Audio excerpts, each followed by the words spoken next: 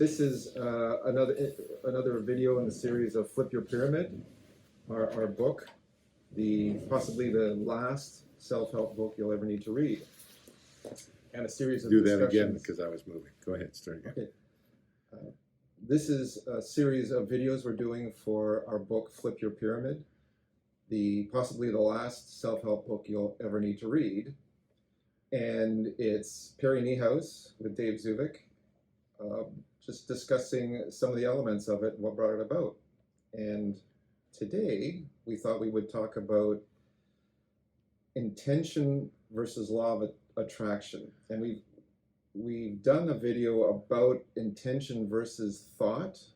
So I thought, maybe we should just clear that up a little bit before we look at intention versus law of attraction. Does that make sense? So what's the difference between intention and thought? What's the difference? Intention is, the best way to explain it, intention is a decision. It's just it's a decision that one puts there without any need of confirmation. So you intend something and you assume it's done. Right. It needs no confirmation. Thought is more on the average, is a weighing of ideas back and forth, back and forth, back and forth. Thought has a lot to do with justification, or literally it's getting rid of uncertainties. Thought is getting rid of uncertainties. You're always sitting in uncertainty, so you think. Right. That's what wakes you up in the middle of the night, thinking. You're weighing the possibilities and the potentials, and the logic is going through. It's reactive a lot of times, whereas... Well, a lot of thinking has to do with something that's never going to happen. Mm-hmm. It's anxiety-based. It's fear-based. It's did I do right based. It's just filled with uncertainty. Whereas intention, just put aside and yeah. Great. Good. So now let's look at intention versus law of attraction, which is a big thing these days. Yes. And seeing the difference. So your thoughts on law of attraction. Let's kind of define. Well, let me see if I can put it this way. This universe that we live in, its whole intention or its whole makeup is an inflow towards you, and it's this universe left of its own will destroy you. It actually gives you nothing.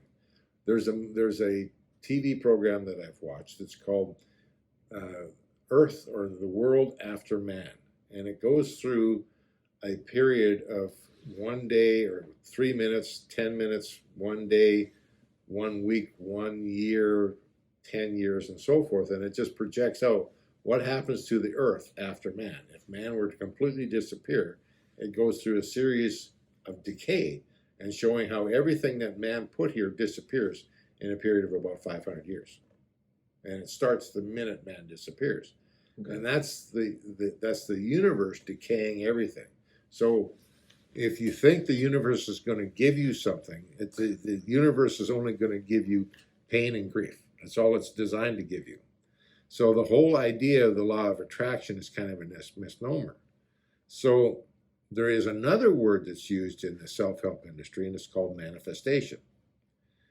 Manifestation is based on somewhat of the idea of creating.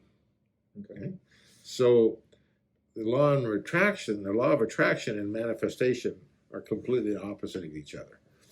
The law of manifestation is something that you do, or something that you act upon, that you're cause on, and the law of attraction is something that's happening to me. I don't know if you see the difference. Yeah, no, I'm thinking as you're talking, because the law of attraction, you decide what you want, at least that part you've done yourself, and then you wait for the bounty to come in. Yes. Is that kind of it? Yeah, well, you've decided what you want. It's not deciding, it's not intending what you want. There's a difference between the two. Okay? If you're waiting for it to come, and maybe this is why a lot of times affirmations don't work, and we've talked about this, because affirmations are relying on the law of attraction. So if I just state it and state it and state it, then it will show up in my life. As opposed to, let's see if I can let's talk about the word intention and what is an intention. Okay. Okay. An intention is a decision, and the best way maybe to put it is a decision to manifest something or decide that something does exist.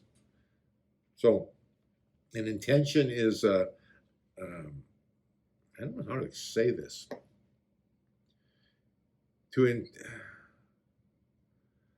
It's a decision that something exists without any need of confirmation. Mm-hmm. I don't know if that makes sense. So if you decide, I'll give you an example. Okay. A farmer goes out in the spring and he intends to have a crop. So what he does, he intends to have a harvest. So he then, because of that intention, plants seeds in the ground. Yep. And then he goes back to the farmyard and he starts preparing the harvest equipment. He doesn't go out in the field the next day and dig up the seed to find out if it's producing, if it's growing. And he doesn't go out 3 days and dig up the seed again. And the 5th day go up the seed again. See, that would be wanting or wishing something, but having to confirm it constantly. Okay?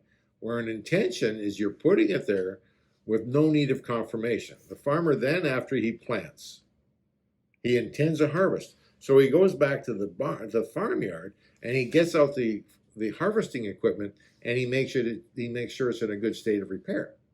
And the reason he makes sure it's in a good state of repair because he plans on taking off for harvest, and he knows it's going to show up. So he's not in doubt about it. So that's the kind of the difference between intention and wishing, I guess you would call it. Yeah, exactly. So there's definitely more of you're sure that it's going to happen versus you're hoping. So yes, you've decided that's a done deal. Move on to something else. Correct. But you Instead see, of focusing on that continuously. but people would say, well, that relies on faith. Okay. The farmer? Well, intending something and having it show up, I got to be faithful, right? Well, though that would mean he would be going to church every week praying. No. I was thinking more in the olden days. Okay. They would, pray to the sun gods. Okay, so faith and hope don't have much. There's not much separation between faith and hope. Okay, right. So that means that if he planted it and had to go look at it every day, he's hoping it will grow. He's hoping he will have a harvest. Okay? But when he plants it with the intention of having a harvest, it's completely different. It needs no need of confirmation.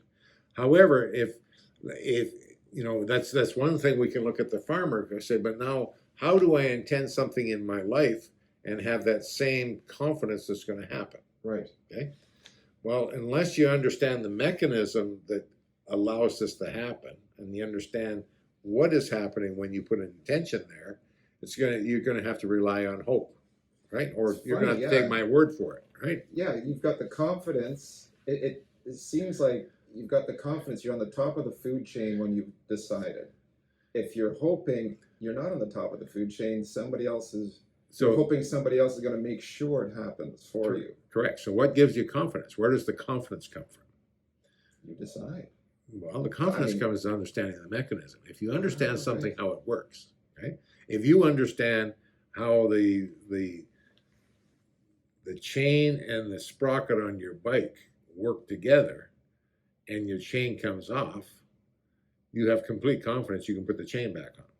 You're not hoping you can put the chain back on. You're not hoping that maybe I hope I can get home with this chain. You actually know what you're doing. You can put the chain back on with complete confidence. I remember that as a kid, actually. Okay. If you know how you're to tie your shoe, okay?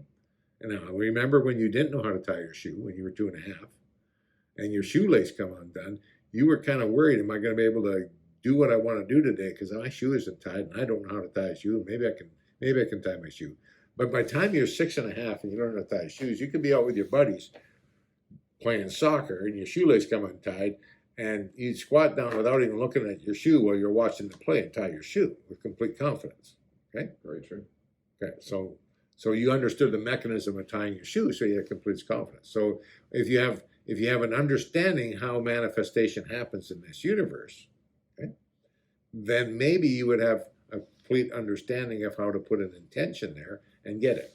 Okay? So if you're talking about the law of attraction, that kind of almost, from what you just said, it sounds like you're saying that's for people that don't understand the mechanism. They go to hope that, at least if I That's the only thing put they it have. out there. It's the only thing they have. The only thing they have is hope. So can't you have intention with law of attraction? Can you not do them together? Well, first off, the universe doesn't give it to you. I thought you were going to say it doesn't give a damn. No, it doesn't give you. If you're going to have something in your life, you have to create it. Okay, so that makes sense, because unless you're positive the universe is going to give it to you, it's not an intention. Well, the universe doesn't have it. The universe cannot give you something it doesn't have. Right, Okay? right. So the question is if you're going to manifest, if you give universe, if something's going to come from this universe, you have to first put it in this universe and then take it. You have to create it. Okay? Now, most people don't understand the whole concept of creation and how it works.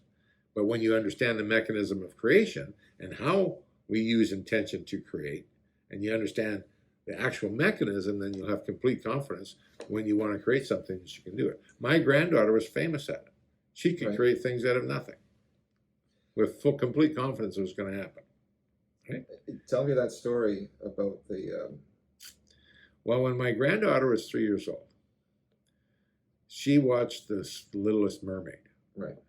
And she came up to me and she called me Papa. She pointed at the TV screen and she pointed at the Ariel's costume, the mermaid's costume. Her name was Ariel. And she says, Papa, I want one. I said, what do you want? I want a costume. Mermaid costume. Ariel costume. She called it Ariel costume. So I had already, spoiled my granddaughter to the point when she asked for something, it was automatic. Papa was going to get it. It's just like, Papa will make it happen.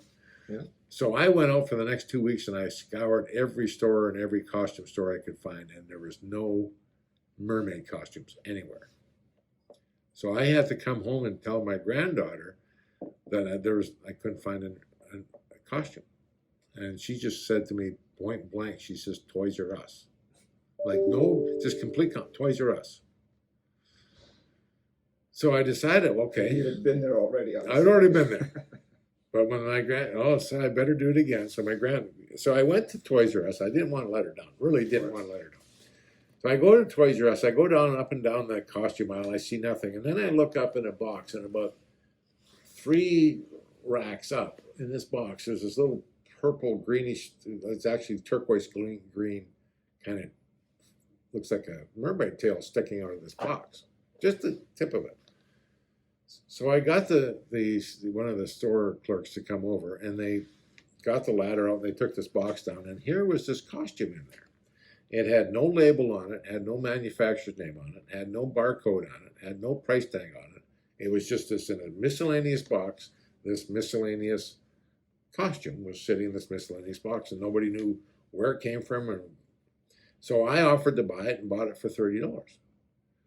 Well, interesting enough, when I took it home and gave it to my granddaughter was 3 years old, but she was small for 3 years old, and it fit her perfectly like we went and got it tailored. So I'm pretty well convinced, based on that experience, that my granddaughter understood how to create things. She didn't attract it, she created it. She put it there for me to go get. So the question then becomes, how did she do that? What was the mechanism at play? This is something you're not going to find in the book. Okay, but let's look at somebody that believes in law of attraction and their viewpoint of that whole incident. What would they say happened?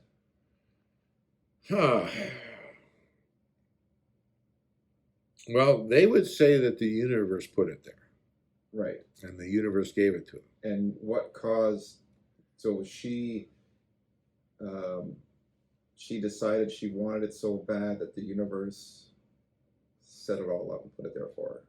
Is that what you're saying? Well, that would be kind of magic. So with your way of looking at it. Well, no, not once you understand the mechanism. So, I want to get into the mechanism, by the way. I want to show what this mechanism is, because it's pretty hard to distinguish the difference until we do. Okay?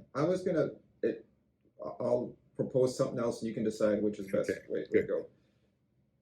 When we talk about law of attraction and the universe will give it to us. What do they mean by the universe? Well, they mean, I from what I gather around is whatever's around us. The whole material universe, or Well, is it that's the about the only spiritual universe that we or live what? in. I mean, That's my question. if the universe is going to put it there, it has to put it. The only universe I know is a physical universe. Okay, it has matter, it has space, it has time, and it's energy. That's what this universe that we talk about. Well, it couldn't be a spiritual universe. Well, that would be a totally different thing. So it wouldn't be the law of attraction then, because the spiritual universe doesn't put anything in the physical universe. It has nothing to do with the physical universe. Okay? We're talking about something appearing in the physical universe. Yes. Okay. Okay. So obviously, if the physical universe is going to give it to me, it has to have the source of the physical universe. That's like saying, and I don't know. A lot of people say, you know, there was this whole we as individuals and life just evolved. It just proverbial or what primeval mud one day and the chemicals and so forth and ammonia, and it created a DNA strand, and poof, there was life, and it just happened. Intelligence. No, actually, no, it happened accidentally. There was no intelligence behind That's it. what I mean. Intelligence just came out of nowhere. Our Yeah, intelligence came from unintelligence. it's kind of like, you know, and there are people that believe that, and it's true. But you know, I've read some books, and it's amazing. Some of the greatest physicists in the world say that when you study physics enough, you come to understand that there's a creator, and that's, from my perspective, that's true. Okay. Gotcha. I agree. Now we can get into a little bit more in depth in that. No, we can go back to what you were going to talk about Okay. before I mentioned the universe. Okay, good. So let's see if we can talk about the difference between the law of attraction and intention, or the manifestation, or what I call the law of creation. The first thing we have to understand is how is this universe constructed? So most of us know that there's a thing called, and we know that everything solid that we touch and the air that we breathe, everything is made up of molecules. Right. So we have a molecule. We take that molecule and we break it down. Oh, there we go.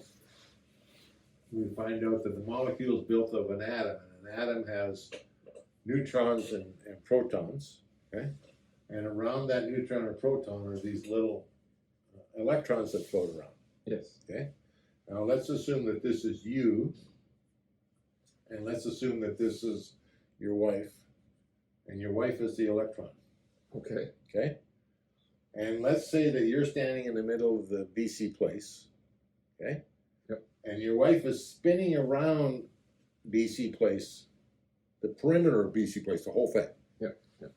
So she's moving around the perimeter of BC place, and she's creating a situation, the appearance of solidity, because she's moving so fast that it looks like we now have BC place, the whole physical beingness of the BC place. But the truth of it is she's moving around. She's only your wife's size, which is the size of why, you know, normal size of a human being. But she's moving so fast, she's making like the whole dome of that look solid. Okay? So the majority of that space is all air, nothing. Well, it's nothing. Yeah. Right? And we have very little of it has anything to do with matter. Okay? So it's 99.99999999999% empty space. Agreed? Agreed. Okay. So now we take this electron and we now break it into its particle parts, and we find out that there's particles that are circulating around this electron that have the same relationship as the electron to the proton or neutron. We have this particle to the electron. So again, it's all space. And if we carry this on, we actually get to a point where we find a particle, believe it or not, the appearance of a particle that has no mass. So think about this. Everything that we pick up and carry around and so forth is made up of made of particles with no mass. Right. So how is it that we have mass? It's always an interesting concept, isn't it? Exactly. Now let's talk about this particle of no mass. Okay? What it is just simply a vibration.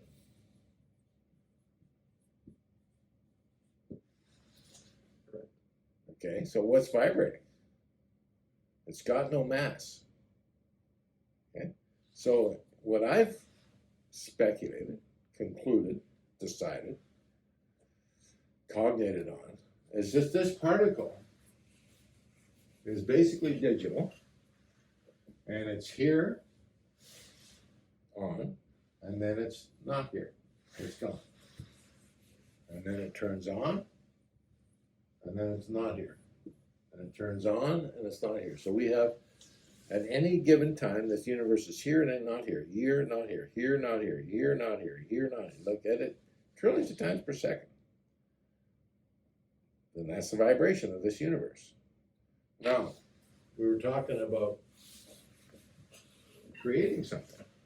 So the question then becomes, what determines what this particle will be when it turns on? Because it's here, not here, here, not here. So how do we determine what it's going to be when it's here? What forces act upon it to determine it and constitute its beingness? Okay? Right.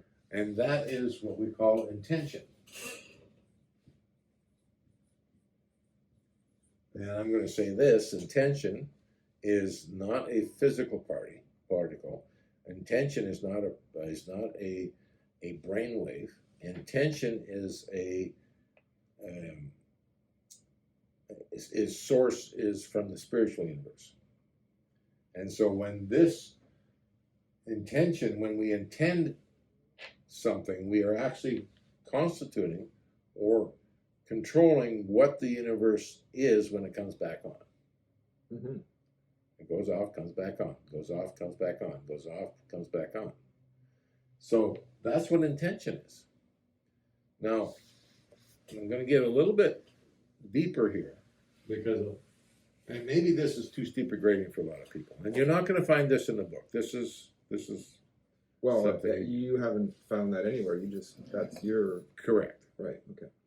No, I haven't. This is what I've read lots of books. I've read books like The God Particle and Knocking on Heaven's Door, and I understand a little bit about particle physics and quantum physics and so forth. So I've read all of this, and I've kind of come to these conclusions on my own. Right. Now, I've also read the Bible, and I've also grew up in a religion, and I kind of understood, and I was told in that religion that, first off, let's talk about God. God is a nothingness, has no place in space and time. Call it an all-knowingness, whatever you want, infinite beingness, whatever you want to call it, but there's no location of a God. But this is an entity that has no location, no mass, no anything, but has the ability to create anything simply by saying it is so. Exactly. And so if I read some of the scriptures, they say that I am that I am, is his words, and he just said, let there be light, and there was light. So he just basically intended it. Yeah. So that intention alone is what constituted how the universe was going to come back on. So now I'm also told in those same scriptures that I was created in his likeness, or its likeness, in the likeness of, which means to me I was created with the same attributes of. Okay? Now, for some people, this may be sacrilege, okay? Yeah, because I know growing up, always hearing that, I was thinking more the physical attributes, and never really thought about it as Well, first off, we are the same as God, in the sense of like a God. but nobody's ever shown me a God, the physical being. Exactly. No, I know. I'm just saying that's So how I the saw it. question is, so I have this body, but is this body me? And I have an understanding that I inhabit a body, but the body's not me. If I cut my finger off, there's not less me. If I lose a leg, there's not less me, right? I'm still me. Mhm. So what is me? Me is So basically, I was created as a spiritual being in the likeness of infinite intelligence, God, whatever you want to call it, okay, with his attributes. And I was also instructed in several of the scriptures to go and do his work for his good. So, interesting enough, I've looked at, I thought, okay, what work was this creator involved in? This God, this infinite. And I found that the only time I ever heard the word work used in the scriptures was when he created. And he spent 6 days creating, and then on the seventh day he rested. That's the parable. Mm-hmm. Well, if I'm created in his likeness, its likeness, with the same attributes, and my job is to do its work for its purpose, then I would be expected to create. Okay? So if I'm expected to create, then I have to ask the question, how did he create? Okay? And he created simply by intention alone. So the particle of intention, the force of intention, the whatever that, and I don't even know the word that we want to use for it, the attribute of intention, is that intention determines what this particle is going to be when it turns on. So it controls the on and off of the universe. It controls the onness of the universe in terms of what it will be. And when that intention is strong enough, as my granddaughter had, just pure intention, with no doubt, okay, she put it there. Yeah. So from my opinion, she created that and knew where it was. She put She it was there. helping you out when you couldn't find it. Well, literally, she created and put it there. The universe didn't give it to her. She created it and then plucked it from the universe and put it there and then took it. So that's the difference between the law of creation and the law of attraction. Ah, well done. Yes, that's a good point. And it seems that it's really hard for a lot of people to distinguish between the two, but there is that fine line of you're the one that's doing it versus you're hoping somebody else does it for you or something. And there's a reason for that, and it's called responsibility. Mm-hmm. You see, if That's I tough for a lot of people to do. Oh, absolutely. And a lot of the prayers that people pray, they'll say that out today they want this and this, and they say if it's your will, if it's God's will. Okay, so even when they create it, they're not going to take responsibility for creating it because if it's God's will, or your will, or His will, or whatever. So that's like coming up, and so even when they do create it, they don't own it. It's not theirs. So it's still something that's magical that happened to them. Yes, and I didn't realize how strong that thing about responsibility was, because you go, yeah, whatever, responsibility, until you get it and realize, holy crap, this, if I'm going to have the power, I need to be responsible, and that's maybe another topic. Let's just define responsibility. Is the willingness to be, and I'm going to put it this way: willingness to be the creator on something. Sometimes it's said willingness to be the cause of something, but the willingness to be the creator. And if you're not willing to be the creator on something, then you're not responsible. Okay? But that doesn't seem so bad. I can create stuff, but why? Well, are you willing to be the creator of the bad stuff that happens to you? See, we use this in reverse. We intend crap to happen to it, but not willingly. Sorry, we intend what? Crap to happen to us. We start saying things, and a whole number of subjects, and we have another area in a book called Hung by the Tongue. But we start creating things that are to our detriment. Yeah, well, that would be a good thing to talk about next time if you want. Did we catch everything? Is there something else we need to say before we end off? About intention? About what we've been. This could go 100 different ways, and then trying to restrain it because there's basically 20 or 30-minute talk on some of these subjects. So, yeah, I think we pretty well have it now. We can cover some of the areas a little later.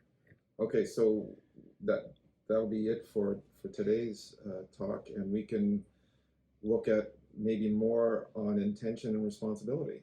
Absolutely. Okay, perfect.